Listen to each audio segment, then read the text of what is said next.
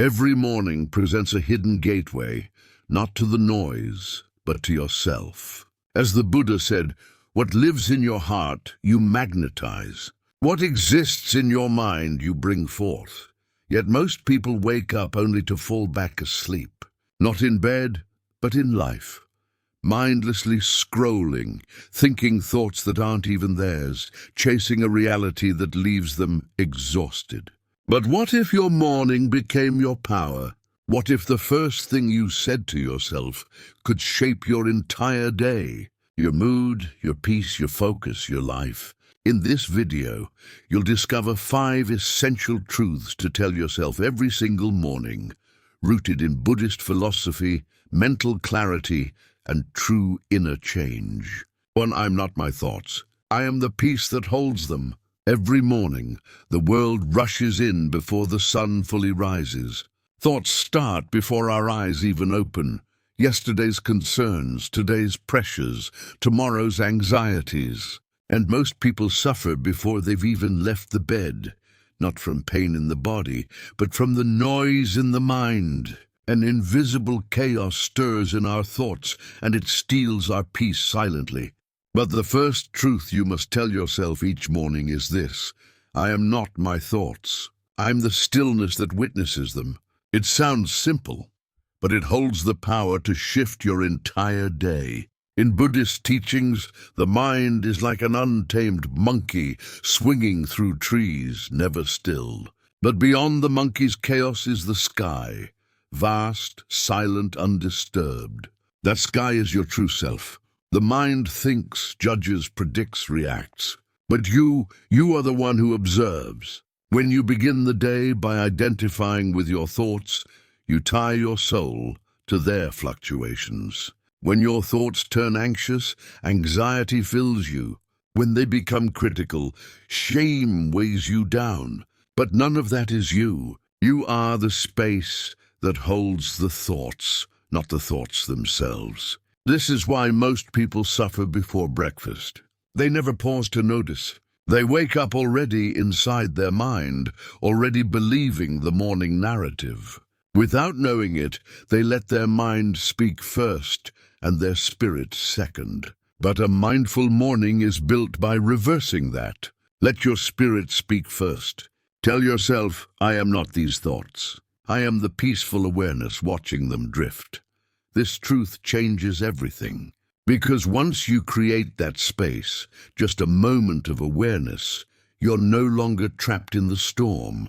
You are sitting beside it calmly, like a sage under the sacred tree, unmoved by the wind. When you observe instead of react, you give yourself the gift of choice. You are not the voice in your head. You are the awareness that hears it. And the more you rest in that silence, the more power you reclaim. So tomorrow morning, before the world has a chance to enter your mind, pause. Sit quietly on your bed's edge, close your eyes, breathe in, and speak this quietly to your heart. I am not my thoughts. I'm the stillness holding them. 2. Everything I require already exists inside me. In the early hours, when the light is still soft and the world is just beginning to stir, a gentle lie appears, a quiet lie that whispers, you fall short. It arrives before your feet touch the ground, a thought that says, you have to grow more, gain more, demonstrate more. And in that moment you begin to chase. But before the first step of the day is taken, remember this truth: everything I need already exists within me. Buddhism teaches that suffering begins the moment we believe something outside us will complete us. The moment we forget our wholeness, we start grasping at attainment, admiration, belonging, acknowledgement. It becomes a loop. We run toward things thinking they'll fill an inner emptiness, only to find that the more we run, the more distant peace becomes. Because peace cannot be found in things. It is already there, like peaceful water under shifting waves. In the morning, this illusion of lack is strongest. It's in the endless scroll of comparison, in the mental checklist of all you haven't done yet, in the comparison, the self-doubt, the rush to be more. But when you pause and speak to yourself, everything I need is already here, you break the spell. You return to sufficiency, not the sufficiency of ego, but the knowing of soul. Imagine a seed. From the outside it looks small, insignificant, but within it lies the potential of an entire forest. You are that seed, and yet most people forget. They seek light outside without realizing the sun also rises within them. When you're rooted in your own enoughness, you walk through the world not as a beggar, but as a giver. You don't chase love, you embody it. You don't seek worth, you express it. So each morning, before the noise begins, return to this truth. Put your hand to your chest, close your eyes, breathe gently and remind yourself, everything I need is already inside me.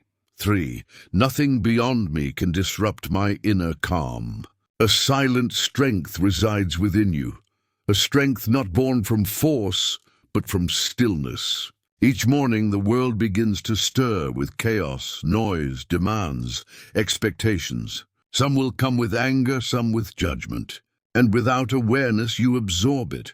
But here is a truth that can change your entire day. No outside element can disturb my tranquility. You are not a vessel designed to absorb others' emotions. You are a mirror meant to reflect without attachment. In Buddhism, we learn that suffering often comes not from what happens, but from how we carry what happens. The moment you internalize another person's chaos, you lose your own center. To live with calm in a chaotic world is not weakness. It is mastery.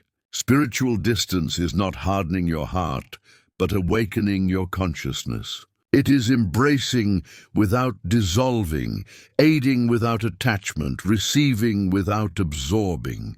Imagine a peaceful, silent lake. Stones may be thrown, winds may blow, but the depths remain undisturbed. This is the practice, to let the world touch the surface, but never shake your foundation. You are not responsible for the weather of other people's minds. Their anger is not yours. Their fear is not yours. What defines you is how you return to yourself after being pulled. Each morning you get to choose. Will you bear the world's weight or move through it with grounded peace?